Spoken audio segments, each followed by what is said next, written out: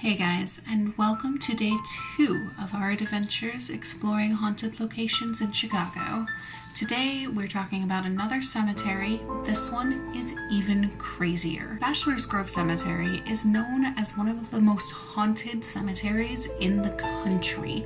It's a small cemetery built around 1833. It only has 82 plots, and most of them are empty. It was eventually abandoned and nobody has been buried there for a very long time, but it was rumored in the 20s and 30s to have been used as a dumping ground for Chicago's organized crime families.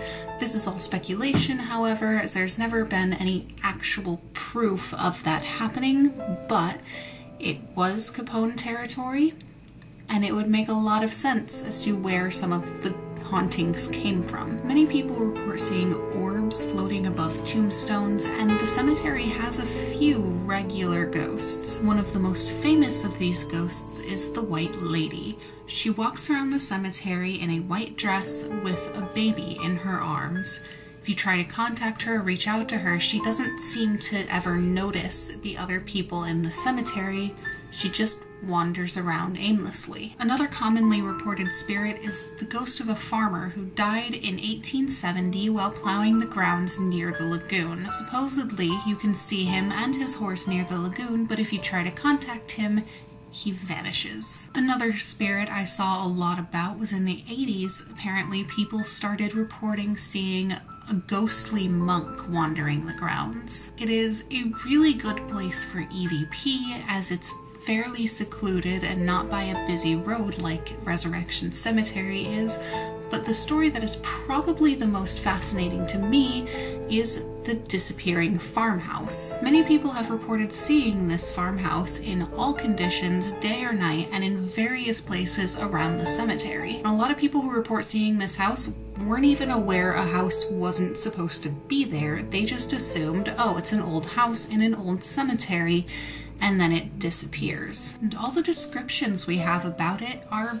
basically the same. Supposedly, it is a white 2-story farmhouse with a porch swing and a warm, welcoming light from the window. According to the stories, if you were to enter the farmhouse, you would never be able to come back out again. But while a lot of witnesses have tried to approach the house, there has never been anyone who claimed to get on the porch or enter the house.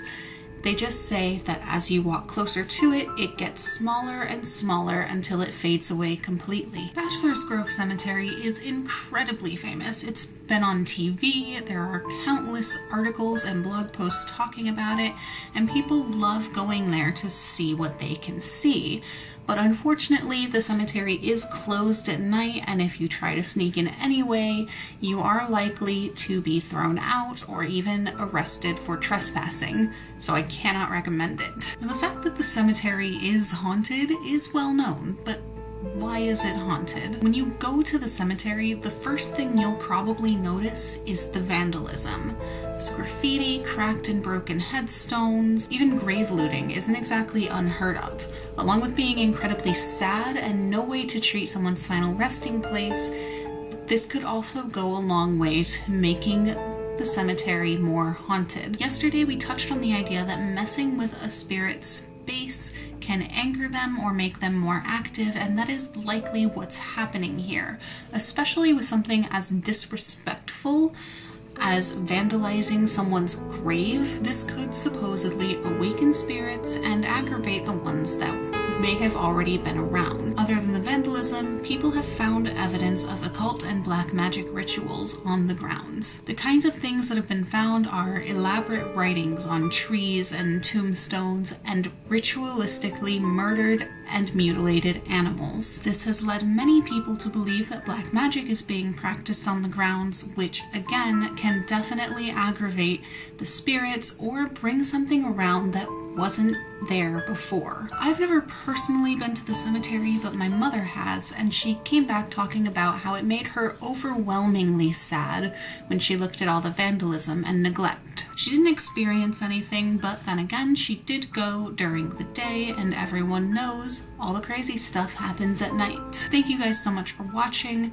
this is going to be the last cemetery we talk about. Tomorrow we are heading out of the suburbs and into the city. I hope you liked this video. If you did, leave a like and a comment down below. If you want to see more from me, be sure to hit that subscribe button, and hopefully I will see you next time.